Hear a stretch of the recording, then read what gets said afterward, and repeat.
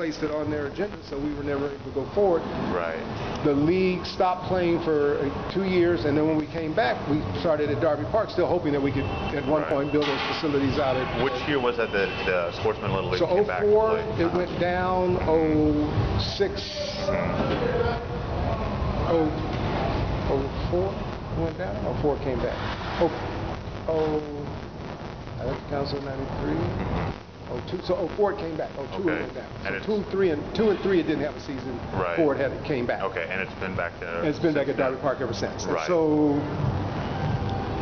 I left the council in 11. 11. So in 10 we decided that we would just do the development at Darby.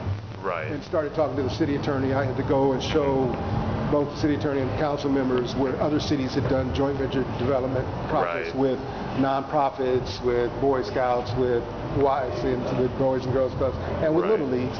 And then they realized that it could be done, and then so that's how we were able to do it. Okay. Well, one of the questions I have is, what was the involvement of Parks and Recreation, City of Inglewood Parks and Rec, with the construction? Because I understand that they had some machinery and personnel that were out there. They had, well, okay, so in our agreement with the city, when I say our, I mean Sportsman. Okay.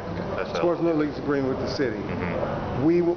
Our insurance indemnified the city and the use of their equipment for the development of the field. And with the intent that we wanted to be able to use their skip loader and bobcat so that we didn't have the rental costs. Rental costs was almost $300 a day, and we figured if we saved that, we could put it in other things on the field. They had equipment that wasn't being used every day, and when it was needed, we just didn't use it. So so the Darby Park, we were indemnified and use it, and I was trained to use it. We already had all of our contractors had license, had experience using the equipment. So we were just using it. So then, in terms of staff, park staff, the park staff that were there were on site to make sure that they knew what we were doing. For example, in the field that we were building at Darby, that we built at Darby, actually both fields, but the one we were really focusing on, there were utilities in the ground that we needed to know where they were, and we needed to rearrange them so that the water watered the field and not both outside the fence. So we worked with them, marking and mapping where they are, and then we did the labor on reconnecting them. And then when it was time to cut off water, we called the city and said, "You cut the water." They had showed us how to do it. We just kept so that they would always know. And I ran for the first,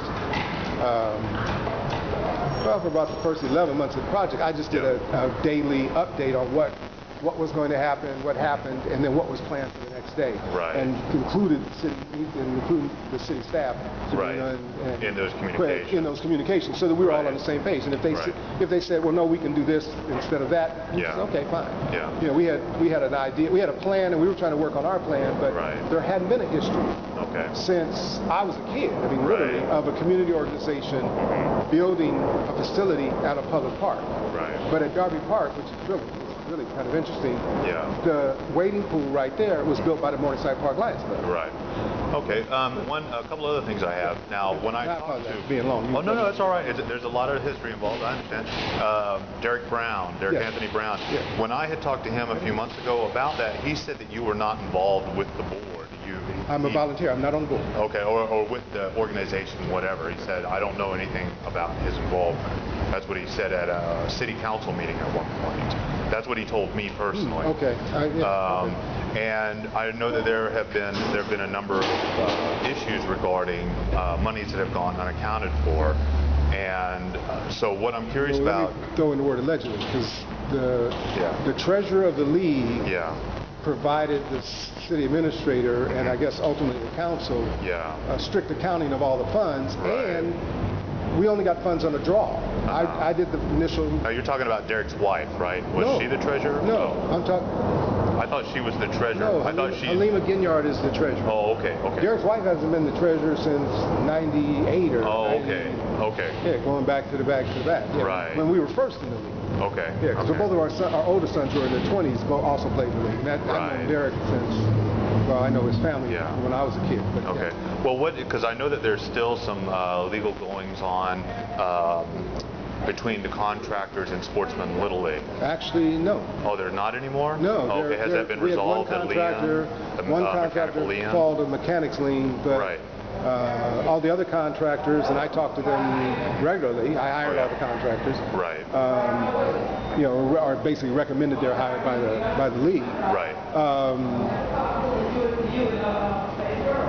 No issues. They've all been paid, and they've all their work. As a matter of fact, we're bringing the electrical contractor back and the cement contractor. You're talking about decal? Decal, yes. Yeah, decal electric. And the cement contractor, I forget what Phil's company's name is, but Phil Gall. Right.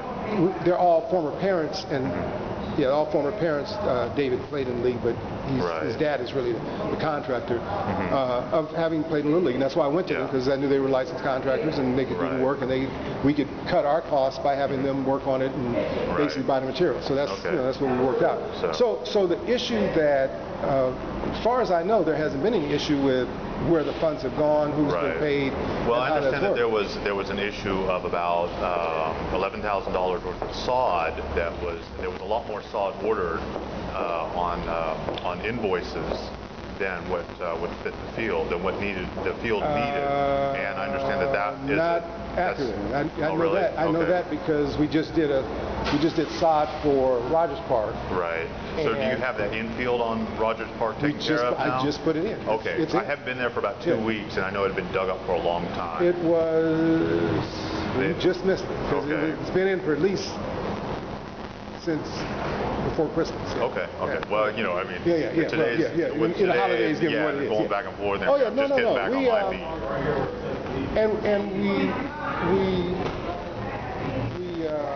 The lessons we learned at Darby, we were able to expedite at Rogers without having to use the contractor that we used on the side before. Right. And that's simply because we have a clear misunderstanding. Right. And that was with Bowers, I understand? Yeah, with Phil Bowers. I guess it's...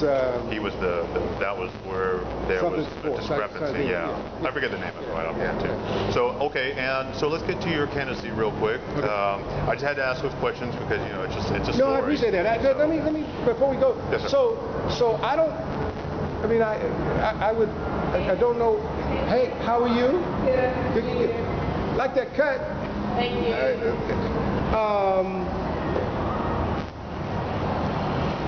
I haven't been a board member on Sports and Little League since before I came back on the council, which was 06. Right. And my intent was always to be a volunteer on this process because it started out as an idea I had.